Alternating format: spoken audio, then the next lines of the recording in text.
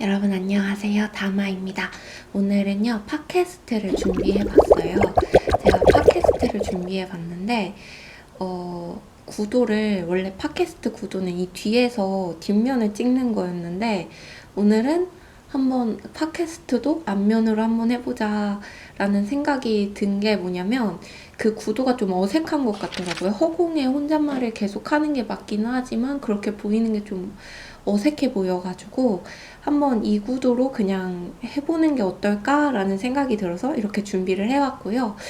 팟캐스트는 자막이 많이 나가지 않습니다. 그래서 그 부분 조금 양해를 부탁드리면서 시작을 해볼까 해요. 오늘은 오랜만에 그림책입니다. 이 책에 대해서 이야기를 해볼 건데요. 나는 절대 갑옷을 벗지 않아 라는 책이에요. 그래서 갑옷을 벗지 않는 그 멋있는 이 용사에 대한 이야기입니다. 그래서 이 그림이 저는 너무 마음에 들었고요. 무엇보다 이런 색연필 화가 너무 귀엽지 않아요? 너무 예쁘고 색감도 너무 귀엽고 이렇게. 그래서 이 책을 너무 재미있게 잘 읽었고요. 마지막에 너무 감동적이었습니다. 이 책은 마일로라는 이 나라를 지키는 기사가 주인공이에요. 그래서 이 기사는 밥을 먹을 때도 청소를 할 때도 어느 때도 집에서 생활하는 그 모든 순간에서도 이 갑옷을 벗지 않는 그런 존재입니다. 그런데 어느 날 나라에 폭풍우가 오게 된 거예요. 폭우가 막 쏟아지는데 그때 이 갑옷이 녹슬게 돼요. 그래서 제대로 움직이지 못하게 되는 그런 상황이 생겼고 그때 어릿광대를 만나게 돼서 어릿광대에게 조언을 듣게 되죠. 갑옷을 벗어보는 건 어때?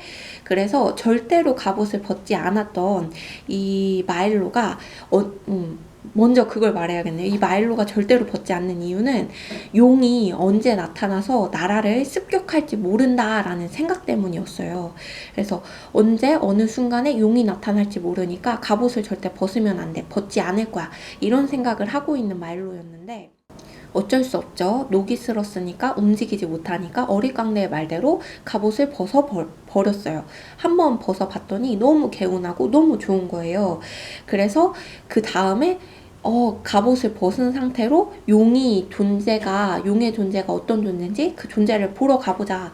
이렇게 끝이 나요. 그래서 저는 마지막을 보고 굉장히 감동받았고, 이 불안을 벗어나는 이 마일로의 모습을 보고서, 좀, 저 자신도 많이 투영해봤고, 그래서 이 그림책은 어린아이만 읽을 게 아니라 어른들도 불안에 휩싸여 있는 어른들도 읽을 만하지 않나라는 생각이 들었습니다. 그래서 이 불안이라는 것이 우리를 지켜주는 것이기도 하지만 때로는 우리를 굉장히 잠식시키기도 한다. 라는 관점에서 이 이야기가 진행된 것 같아요. 그래서 과도한 이 불안은 외부의 적으로부터 나를 보호하게 해주는 장치를 마련해주는 굉장히 좋은 것이지만 과도하게 되면은 이제 결국은 나를 좀 더 폐쇄적으로 만들고 더 괴롭게 만들고 더 내가 무서운 감정, 괴로운 감정을 더 많이 느끼게 만들고 병적으로는 공황 발작이 일어나기도 하죠. 그런 일들을 만드는 그런 것인데 때로는 나를 잠식시키는 네, 오늘도 소음과 함께 하죠. 때로는 나를 그렇게 잠식시키기도 하는데 나를 지키는 것과 이 과도한 것 나를 지키기 위한 불안과 과도한 불안을 나누는 것이 굉장히 중요하겠다라는 생각이 들었는데 이거를 어떻게 나눠요? 그 1인칭의 시점, 나의 시점에서는 이 불안을 과도한 불안이다, 아니다 이렇게 나누기가 굉장히 어려운 것 같아요. 특히나 그런 과거에 트라우마가 있으신 분들, PTSD가 있으신 분들은 이 불안을 나누는 게 굉장히 힘들거든요. 그래서 이 불안이 사라지기 위해서는 안정감을 찾을 수 있는 경험을 계속해서 동일한 상황에서도 불안을 느끼는 동일한 상황에서 안정감을 느낄 수 있는 경험을 계속하는 것이 굉장히 중요하고 굉장히 필요하잖아요. 그래서 이런 안정감을 느끼는 경험을 계속하는 것이 혼자서는 굉장히 굉장히 어렵다라는 생각이 들었고, 주변에 많은 관심과 도움이 많이 필요하겠다라는 생각이 좀 많이 들었어요. 왜냐면 나 혼자 안정감을 찾기 위해서 나 혼자 안전하다라고 생각하고 이 일을 첫 번째로 하고 두 번째로 하고 세 번째로 하면서, 그래 첫 번째 했더니 안전해, 두 번째 했더니 안전해, 세 번째 했더니 안전해, 네 번째 했더니 안전해 했는데 다섯 번째 했더니 안전해가 아니야. 그럼 다시 도로 돌아가잖아요. 다시 불안으로. 그러니까 그것을 함께 안전하다고 느끼게 해줄 만한 그런 동료들이 좀 필요하겠다라는 생각이 좀 많이 들었고, 그래서 불안을 치료하기 위해서는 주변 사람들의 도움이 굉장히 많이 절실하지 않나, 필요하지 않나라는 생각도 좀 많이 들었어요. 이제 함께 해주는 사람이 있다는 것 자체가 굉장히 큰 힘이 되고, 그래서 그 실패를 다시 경험하게 됐을 때, 불안을 다시 겪을 만한 상황을 다시 경험하게 됐을 때, 그 인지하게 해주잖아요. 첫 번째, 두 번째, 세 번째, 네 번째는 아니지 않았냐. 불안해할 만한 그런 너의 예측과 빗나가는 안정감 있는 상황이 있지 않았냐라고 인지시켜줄 만한 그런 동료들, 함께 해줄 만한 사람들이 정말 많이 필요하지 않나라는 생각이 들었어요.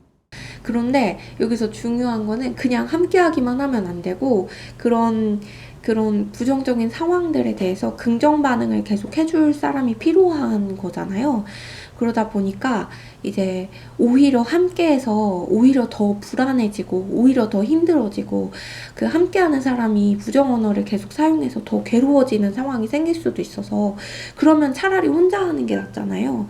그러다 보니까 정말 주변 사람들도 그냥 단순히 함께하는 것만이 아니고, 그 불안을 경험하는 사람의 입장에서 사력 있게 생각하고 사력 있게 행동을 해주는 사람들이 좀 많이 필요하겠다. 그리고 어떤 심리적 문제든, 모든 심리적 문제들은 혼자만이 해결해야 할 수 있는 것이 아니다. 그래서 함께 해줄 사람들이 필요하다. 그런데 그 함께 해줄 사람들도 좀 선별 과정이 필요하다. 그러다 보니까 이제 상담사들을 만나는 것, 이제 정신과적 도움을 받는 것, 그것도 정말 중요하고 필요하다라는 것을 이 책을 통해서라도 알 수 있지 않나 생각이 들어요. 어릿광대가 그런 역할을 해준 거잖아요. 어릿광대가 이 갑옷을 벗을 수 있는 용기를 준 거잖아요. 그러다 보니까 이제 그런 생각이 들었고, 마지막에 그 용을 보러 가자라는 용기까지 생긴 그 부분이 저는 굉장히 감동적이었는데, 사실 아무것도 아니야 라는 과정까지 가는 데에는 굉장히 많은 시간과 에너지와 노력과 용기가 필요하잖아요. 그런데 이제 그 맞닥뜨리러 가는 그 길에 들어섰다라는 것으로 엔딩이 있는 게 너무 멋지더라고요. 그런 마음을 먹고, 그 마음을 먹고서 그것을 맞닥뜨리려 하는 그 용기, 그 힘까지 얻는 과정, 그게 너무 멋있었고, 이 그림책을 읽으면서. 그래서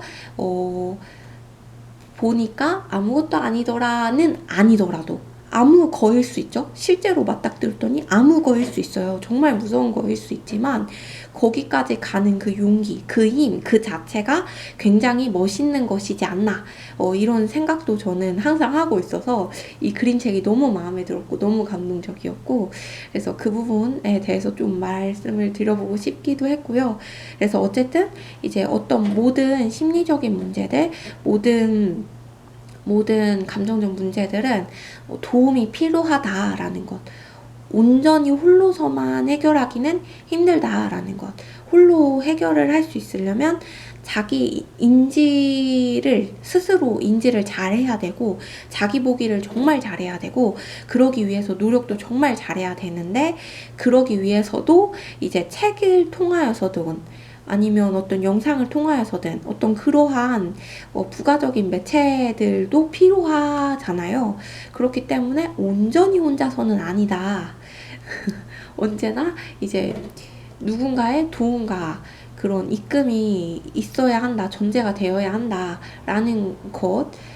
그래서 사람은 100% 홀로 설 수는 없다. 우리가 책을 읽고 도움을 받았다 할지라도 그것도 도움을 받은 거니까요. 혼자 서라고 하더라도 온전한 100% 혼자는 아니잖아요.